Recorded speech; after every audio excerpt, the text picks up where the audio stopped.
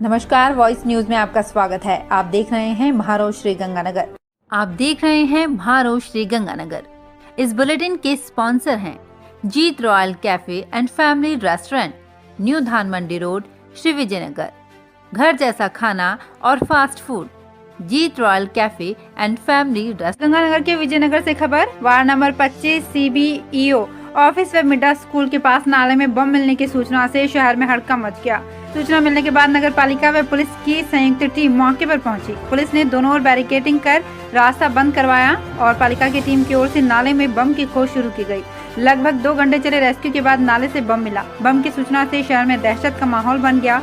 मौके पर तमाशबीनों की भीड़ जुटना शुरू हो गई, जिसके बाद पुलिस की एक टीम बम को अन्यत्र स्थान पर ले गई। बम से किसी प्रकार का कोई हादसा न हो, इसलिए पुलिस टीम इसे शहर से दूर ले गई। पालिका अध्यक्ष राजेंद्र लेखा ने कहा कि बम को अन्यत्र स्थान पर ले जाने से पूर्व इसकी जांच की जानी चाहिए थी। रायसी नगर घने कोहरे व सर्दी के बीच देर रात हनुमान मंदिर के पास एक वैरायटी स्टोर पर व मुख्य बाजार में भार्गव पान पैलेस में चोरी की वारदात सामने आई है। चोरों ने नीलकंठ वैरायटी स्टोर पर दुकान का ताला तोड़कर दुकान में प्रवेश किया और गले में रखी नकदी को चोरी कर लिया। वहीं दूसरी वारदात में भार्गव पैलेस का ताला तोड़कर 10 से 12 हजार रुपए की नकदी और कुछ सामान ले गए। आज सुबह दुकानदार द्वारा दुकान का ताला टूटा देखा गया तो अंदर गले से नकदी गायब थी। दुकान का सामान भी बिखरा हुआ था। वहीं देर रात एक आयरन स्टोर पर भी चोरी की वारदात का प्रयास सामने आया है, लेकिन पुलिस की गाड़ी को देखकर चोर मौके से फरार हो गए। बताया जा रहा है कि चोर दुकान का शटर तोड़ने का प्रयास कर रहे थे, लेकिन इस दौरान पुलिस की गाड़ी देखकर वो मौके से फरार हो गए, जिससे चोरी की वारदात बच गई। गौरतलब है कि घने कोहरे के चलते लगातार चोर भी अब सक्रिय नजर आने लगे हैं। पुलिस की गश्त चौकीदारी व्यवस्था के बीच लगातार चोर पुलिस को चुनौती दे रहे हैं। पदमपुर में जिला कलेक्टर सौरभ स्वामी ने ब्लॉक स्तर अधिकारियों की बैठक लेकर आम लोगों की जन सुनवाई की। सौरभ स्वामी ने राज्य व केंद्र सरकार की जन कल्याणकारी योजनाओं को प्राथमिकता से अंतिम छोर तक रहने वाले पात्र व्यक्तियों तक लाभ पहुंचाने एवं लंबित प्रकरणों का तुरंत प्रभाव से निस्तारण करने हेतु आवश्यक दिशा निर्देश दिए। जन सुनवाई के दौरान समस्याओं का मौके पर संबंधित अधिकारियों को निर्देश देकर निस्तारण किया गया। SDM पवन कुमार सुथार, तहसीलदार महेंद्र सिंह रत्नू, ब्लॉक DCMO मुकेश मित्तल सहित अन्य अधिकारी मौजूद रहे। आज ब्लॉक अधिकारियों की जो मुख्य योजना है उनसे संबंधित मीटिंग ली गई थी। जी सर। और काफ़ी अच्छा यहाँ पे प्रोग्रेस है, बढ़िया प्रोग्रेस है। कुछ चीज़ों में जहाँ पे कमी है, चाहे वो नरेगा के अंदर जो थोड़ी बहुत कमी है इंडिविजुअल वर्क के अंदर लेके है, या फिर स्कूलों के अंदर या आंगनबाड़ी के अंदर, या फिर बाकी जल जीवन मिशन की प्रोग्रेस में, उन सब के बारे में बात की गई। उन सब में जो निर्देश हैं वो दिए गए कि जल्द से जल्द जो है उनमें प्रोग्रेस लाई जाए और ज़्यादा से ज़्यादा यहाँ पर काम होना चाहिए। सर, एक निवेदन था कि जो राजकीय चिकित्सालय है वहाँ पे अक्सर मरीज को रेफर गंगानगर कर दिया जाता है। किसी के सिर में दर्द होता है तो गंगानगर डॉक्टर रेफर कर देते हैं और डॉक्टर अपनी मर्जी से आते हैं, अपनी मर्जी से जाते हैं, इसलिए लोगों को काफ़ी परेशानी का सामना करना पड़ता है। तो आपके द्वारा अगर ये बात बताई गई है, यहाँ पे इस तरह से जो हमारे पैरामीटर देखे गए, चाहे वो MNDY के MNJY में है, उसके अंदर पदमपुर के जो पैरामीटर्स हैं काफ़ी अच्छे हैं, किंतु अगर कोई ऐसी कोई पर्टिकुलर डॉक्टर की शिकायत है तो हमारे पास आती है तो उस पर करते हैं। सर, दूसरा नंबर जलदाय विभाग है, उसकी हालत काफ़ी दयनीय है। वहाँ पे सर सफाई कोई कुछ भी नहीं है और दूषित पानी जो है वो सप्लाई अक्सर होता है।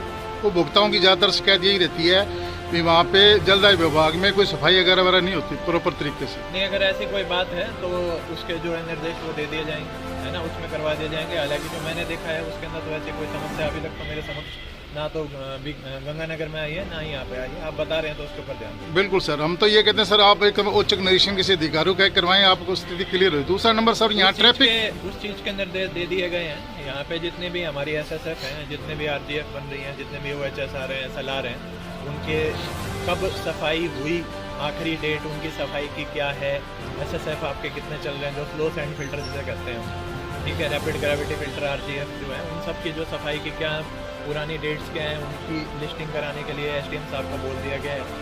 साथ ही जो है 70 योजनाएं जो इनकी चल रही हैं जो जलदाय विभाग की, उनके अंदर जो है अतिरिक्त निरीक्षण किसी थर्ड पार्टी के थ्रू, चाहे वो रेवेन्यू एजेंसी हो, चाहे वो और ग्राम पंचायत की एजेंसी हो, उसके थ्रू कराने के लिए बोला गया है, जिसमें ये पर्टिकुलर 3-4 चीज़ें कर दी जाएंगी, ताकि अगर कहीं पे अगर ऐसा हो रहा है कि डायरेक्ट पानी पिलाया जा रहा है और सफाई नहीं हो रही तो उसमें कार्रवाई की जाएगी। धुंध के कारण कम गति वाले वाहन भी हादसे के शिकार हो रहे हैं।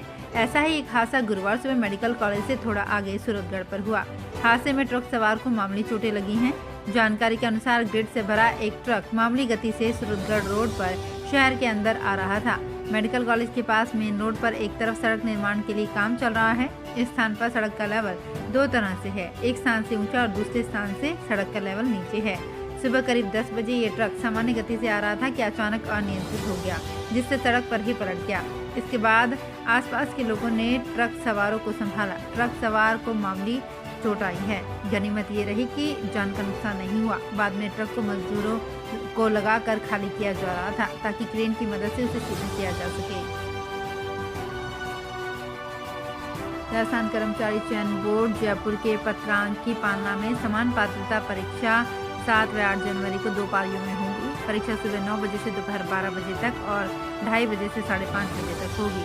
गुरुवार सुबह परीक्षा के सफल एवं सुचारू संचालन हेतु केंद्र अधीक्षकों की आमुखीकरण बैठक जिला परिषद सभागार में हुई। इस दौरान शिक्षा विभाग के अधिकारियों ने परीक्षा आयोजन के संबंध में केंद्र अधीक्षकों को आवश्यक दिशा निर्देश दिए।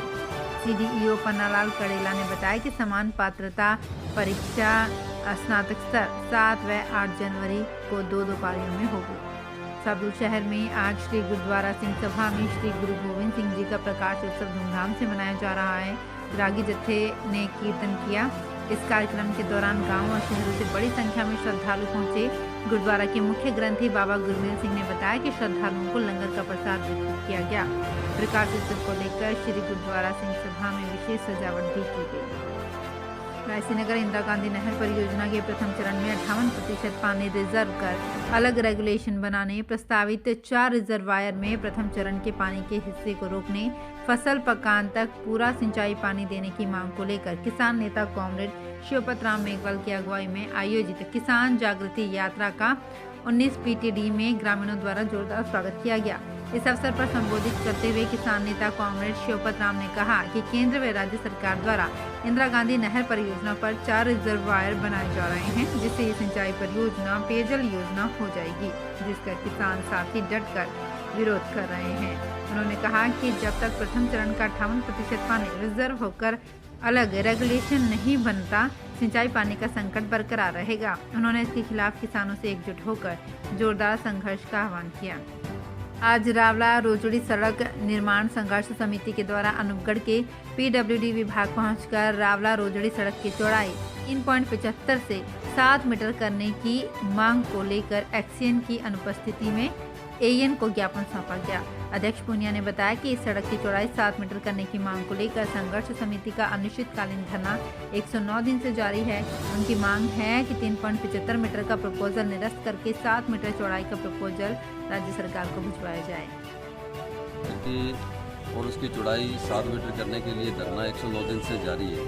हमने समय समय पर प्रशासन को अवगत करवाया था, तो उसने प्रशासन ने हमारे को 7 मीटर चौड़ाई का प्रपोजल बनाकर 10 दिन में राज्य सरकार को भिजवाने की सहमति बनी थी, जो आज दिन आज तक नहीं भिजवाई गई। इस संबंध में हमने एक्शन साहब और एसी साहब से दोबारा वार्ता की।